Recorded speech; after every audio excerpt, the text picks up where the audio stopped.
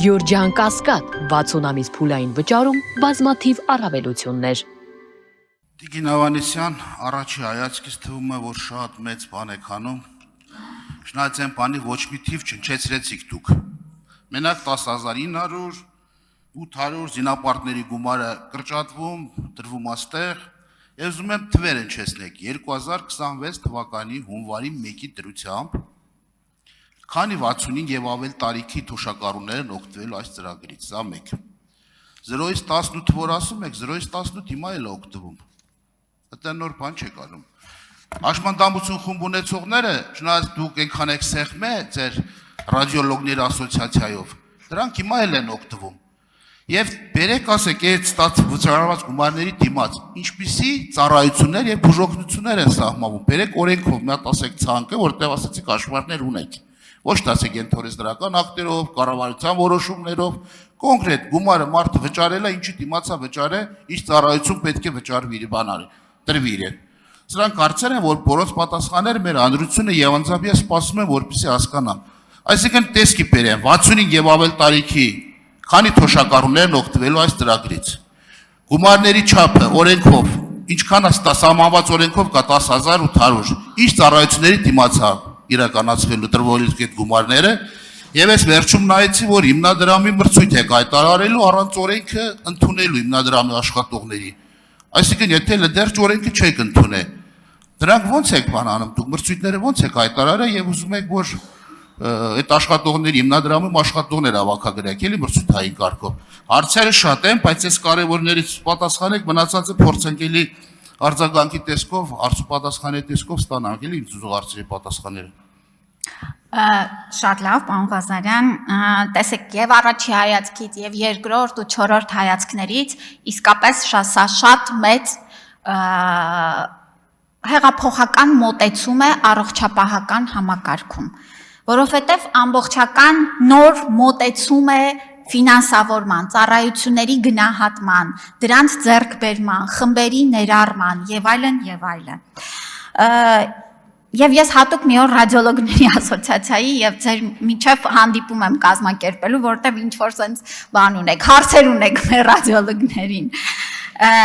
Տեսեք, ես սիրով կհնչեցնեմ թվերը, որովհետև դրանք շատ են եւ քանի որ ելույթը սահմանափակ է ժամանակի մեջ, շնորհակալ եմ, որ հնարավորություն ընձեռեցիք բարձրաձայնելու նաեւ որոշակի թվային ցուցանիշներ։ Մինչև 18 տարեկան երեխաները մեր երկրում 700,000 հոգի են եւ այո նրանք նաեւ մեր կառավարության շնորհիվ օգտվում են այսօր պետական պատվերից եւ դա եղել է շատ կարեւոր որոշում 2019 թվականին մինչև 18 տարեկան երեխաները ներառվեցին պետական պատվերի մեջ։ Դրանից հետո տարի ավելացավ նաեւ պետպատվերի ծավալները, ծառայությունների շրջանակները։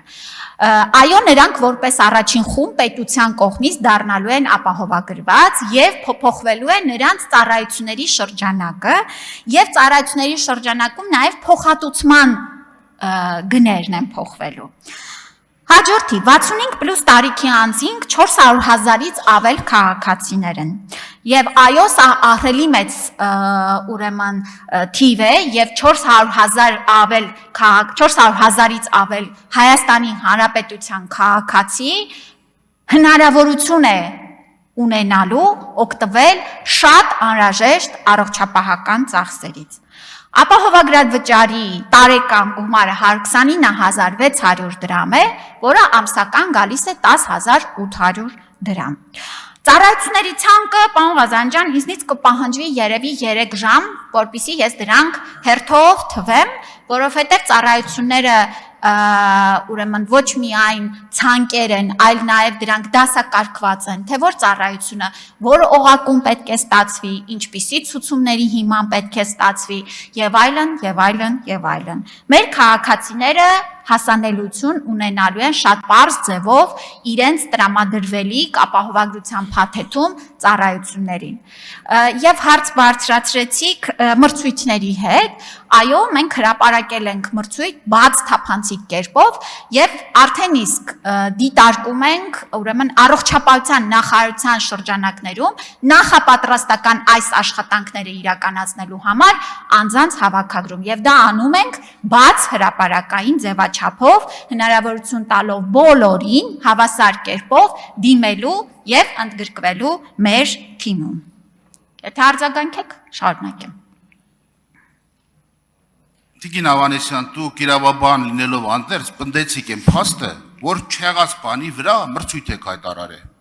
Այսինքն այսօր այս օրենքը դուք վստահ չեք ընդունվի թե չի ընդունվի, արդեն հիմնադրամի մրցույթ եք հայտարարել, գիտեմ, եթե հիմնադրամը կանոնադրություն չունի, աշխատանքային ռեժիմ չունի, ֆինանսական աղբյուր չունի, դուք մրցույթ ինչի ման վրա եք հայտարարել, կարող կամ արդյոք դուք պարտավոր եք դա մրցույթ իրավասու եք այդ մրցույթները հայտարարելու թե չէ, հիմնադրամը պետք է ստեղծվեր եւ ինքը մրցույթ հայտարարել, դուք առողջապահության նախարարությունը իբրև խեք խառնում այդ գործերին։ Եվ ասում եք 400,000, այո 400,000 65 եւ ավել տարիքի թոշակառուներ օգտվում են, բայց մոռացել եք ասեք, որ դրանցից 80,000 արդեն հաշմանդամության խումբ ունեն,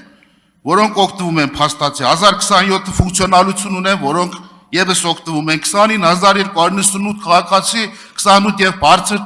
նպաստանալու շեմ ունեցող, այսինքն այս 400,000-ից հիմա փաստացի արդեն 100,000, 100 մարդ օգտվում արդեն։ Դրա համար եմ ասում թվեր հնչեցնեք, որ մենք հասկանանք ինչի մասին է խոսքը։ Եվ դուք այդ ցանկը, որ ասում եք ժամերի խնդիր, այդ ցանկը պետք է օրենքով ամրագրվի, եւ այս ռադիոլոգները խնդիր չունեն, որտեղ մի հատ էլ ցանկ եք բերելու, որտեղ էլի սեղմելու է կողակը եւ իբրև թե անվճարը, բայց տարը գնալու է բժիշկ եւ պացիենտ ակասության։ Դուք ստենց ասում եք բոլոր ծառայությունները անվճար է,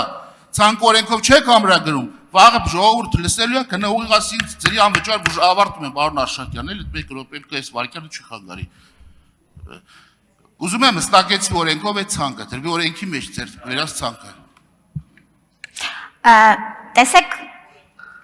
դուք չեղած բաներ եք վերագրում ինձ, խոսքեր, որոնք 1 րոպե առաջ եմ ես ներկայացրել օրենսդրական փաթեթը։ Այս աշխարհում ոչ մի ձրի բան չկա, եւ ես չեմ ասել, որ ամեն ինչ լինելու է ձրի, անվճար եւ բոլոր ծառայությունները, այլ հակառակը։ Ես հստակ կերպով ներկայացրել եմ, որ լինելու է ապահովագրական փաթեթ, որը ներառելու է կոնկրետ շրջանակ ծառայությունների եւ մեր կողմից, այո,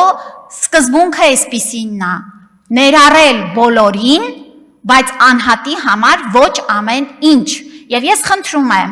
մի փոխեք իմ խոսքերը եւ մեր քաղաքացիների մոտ ավելորդ ակնկալիքներ պետք չի ստեղծել։ Ես չեմ ասել, որ այլևս առողջապահությունը ձրի է, ինչպես դուք եք վերագրում։ Չեմ ասել նման բան։ Հաջորդիվ,